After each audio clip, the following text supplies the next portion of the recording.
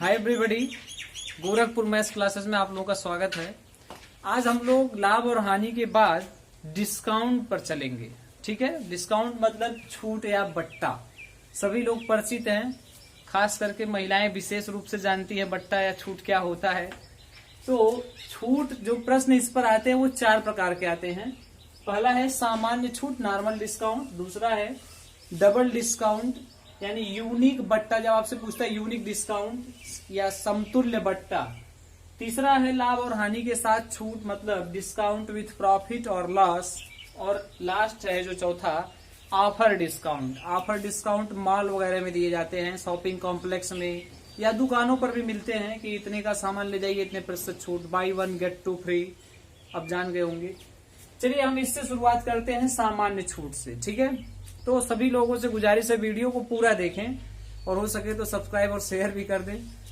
आइए पहले पर चलते हैं। जो पहला सामान्य छूट है, इसमें एक प्रश्न है कि 1600 रुपए अंकित मूल्य वाले एक खिलौने को एक व्यक्ति, देखिए मार्केट प्राइस दिया हुआ है 1600 रुपए, 15% की छूट पर बेचता है। छूट प्रतिशत दिया हुआ है, डिस्काउंट कितने का है? 15% का है।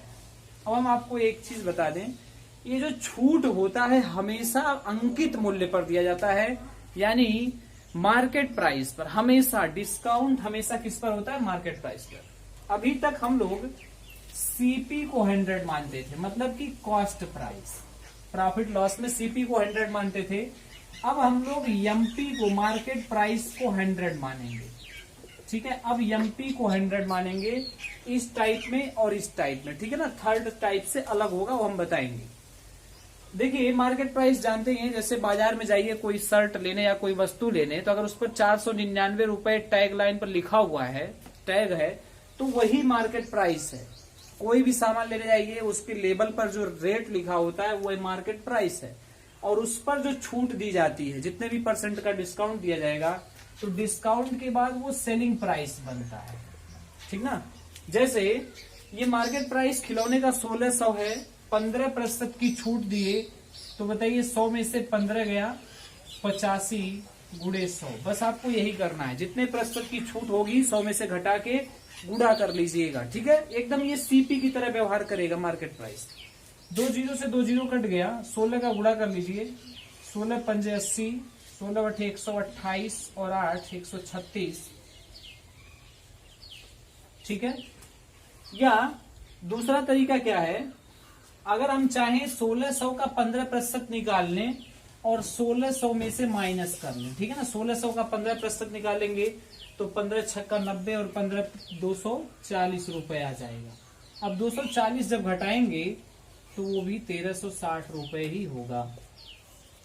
ठीक है, क्लियर है? तो ये भी कर सकते हैं कि 15% निकाल के घटा लें और या डायरेक्ट 85/100 का गुणा कर लें।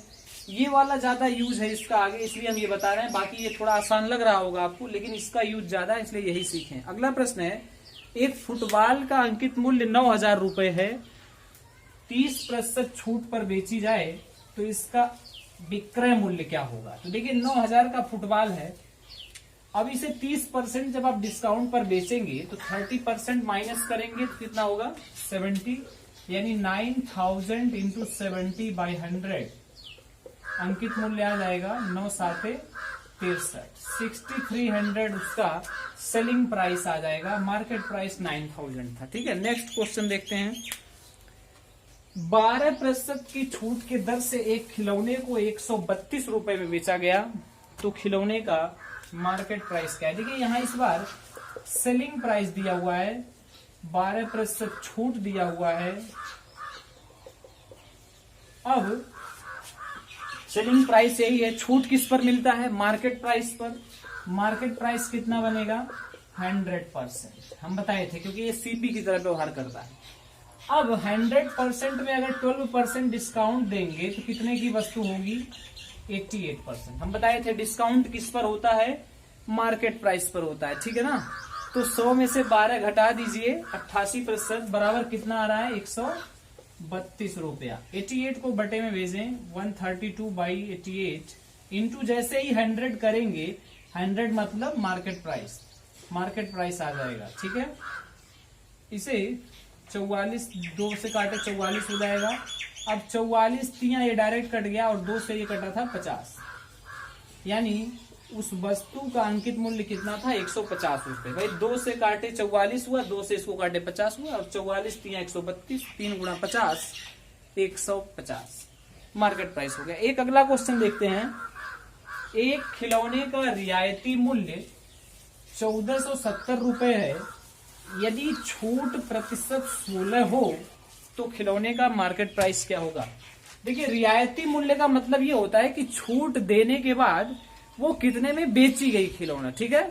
तो छूट प्रतिशत का है 16% डिस्काउंट, ठीक है। और रियायती मूल्य 1470 रुपए, यानी कि छूट देने के बाद का मूल्य ही रियायती मूल्य होता है, यानी सेलिंग प्राइस। 100 में से 16 माइनस होगा, 84% इक्वल टू 1470। 84 को बाई में भेजिए और जैसे ही गुणा 100 करेंगे आपको मार्केट प्राइस मिल जाएगा। कितना आएगा 21 चौक 84, 21 सत्ते 147, 4 से इसको काट दें 70 गुणा 25, ठीक है। तो 25 सत्ते 175, यानी उस वस्तु का मार्केट प्राइस कितना है 1750 रुपए। क्लियर है। चलिए अगले टाइप पर चलते हैं। अब 750 रुपए अंकित मूल्य वाले एक खिलौने को 660 रुपए में बेचा जाता है, तो डिस्काउंट परसेंट क्या है। देखिए, दाम उसका जो मार्केट प्राइस है वो 750 रुपया है, बेचा गया 660 रुपए में।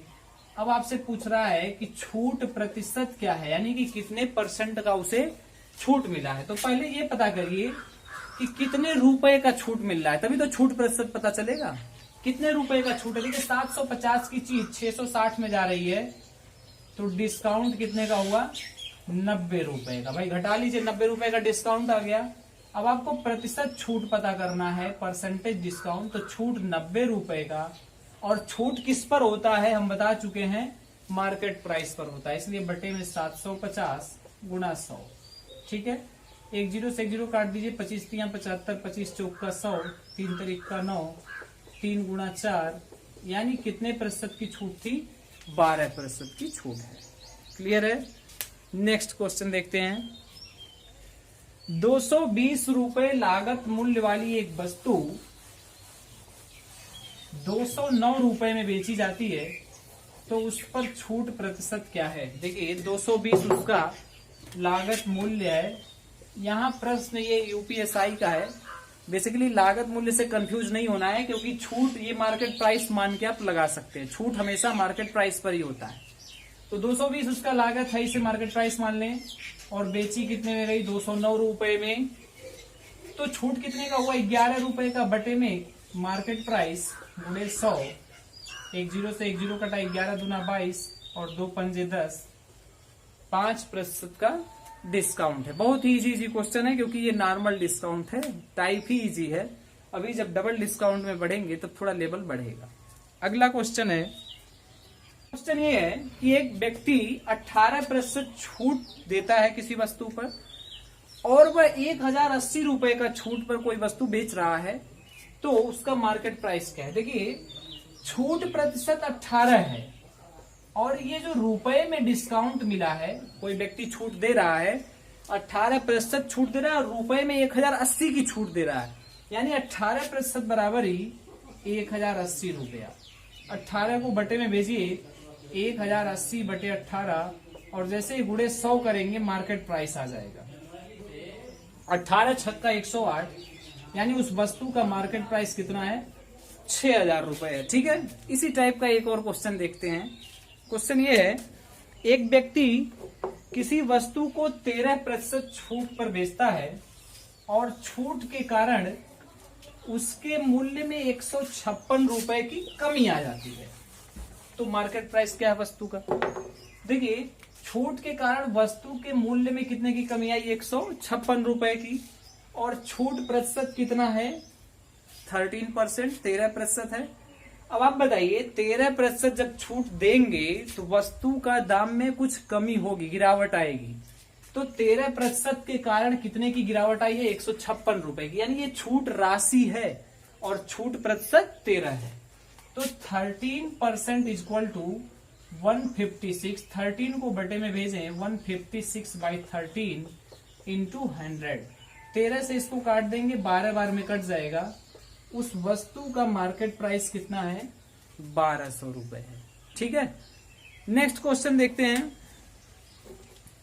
एक वस्तु 16% छूट पर बेची जाती है। डिस्काउंट कितना दिया हुआ है? 16%। यदि वस्तु को 1400 रुपए में बेची गई हो तो छूट राशि क्या है? देखिए 16% छूट दिया जा रहा है, ठीक है, और वस्तु का जो मार्केट प्राइस है वो है 1400 रुपए। मार्केट प्राइस है 1400 रुपए। अब आप बताइए छूट राशि क्या है? आपसे पूछ रहा है प्रश्न, यानी कि कितने रुपए का डिस्काउंट मिला है। बहुत इजी क्वेश्चन है, कुछ है नहीं इसमें। 16% डायरेक्ट निकाल लीजिए, छूट पता चल जाएगा। यानी डिस्काउंट में जो अमाउंट मिला है वो कितना रुपया है। तो 16% 1400 का, 1400 गुणे 16 बटे 100, 2 जीरो कट गया, 16 चौका 64 और 16 एकम 16 और 6 22। ठीक है, यानी उस व्यक्ति को जो छूट मिलेगा, जो भी व्यक्ति खरीदेगा वो 224 रुपए, और जो दुकानदार देगा वो भी 224 रुपए का छूट देगा। छूट राशि डायरेक्ट आप परसेंटेज निकाल लें, हो जाएगा। अगला क्वेश्चन देखते हैं। एक पुस्तक का सूची मूल्य 100 रुपए है। एक दुकानदार 3 पुस्तकों को 274 रुपए 50 पैसे में बेचता है, तो दी गई छूट क्या है? ठीक है, देखिए प्रत्येक पुस्तक 100 रुपए का है और जो 3 पुस्तकें वो बेचा है वो 274 रुपए 50 पैसे में बेचा है। अब आप बताइए, एक पुस्तक 100 का है तो 3 पुस्तक कितने का होगा? 300 का होगा कि नहीं होगा? 3 पुस्तकों का जो उसका अंकित मूल्य होगा, मार्केट प्राइस होगा, वो 300 रुपए होगा। अब 300 रुपए की किताब 274 रुपए 50 पैसे में गई तो छूट कितने रुपए का हुआ? कितने का होगा? 300 में से 74 घटाएं तो शायद 26-25 रुपया 50 पैसा आ जाएगा। ठीक है ना, 26 में 50 कम कर देंगे, 25 रुपये 50 पैसा। अब ये मार्केट प्राइस पर छूट होता है तो बटे में 300 कर लें और गुणे 100 कर लें।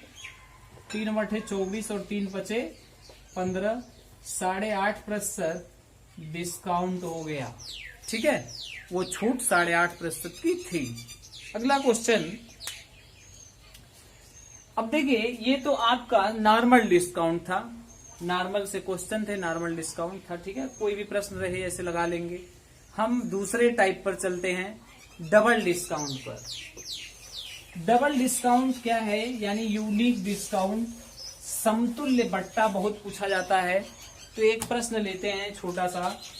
2 क्रमिक छूट 10% और 20% का एकल छूट क्या होगा? देखिए 10% और 20% के 2 लगातार छूट हैं।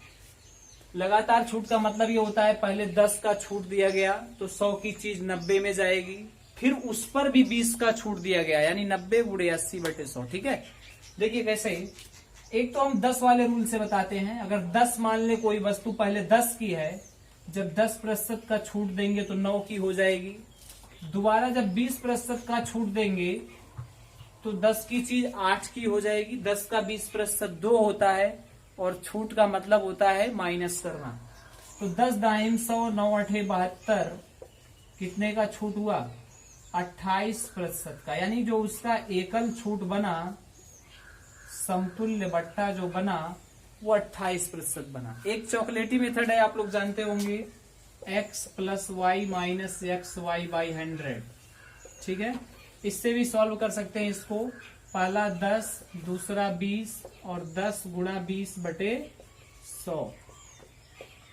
20 10 30 में से 2 गया 28%। ठीक है, 100 वाला मेथड भी आपको पता होगा। देखिए जब किसी भी चीज को 10, मान लीजिए कोई भी वस्तु 100 की है।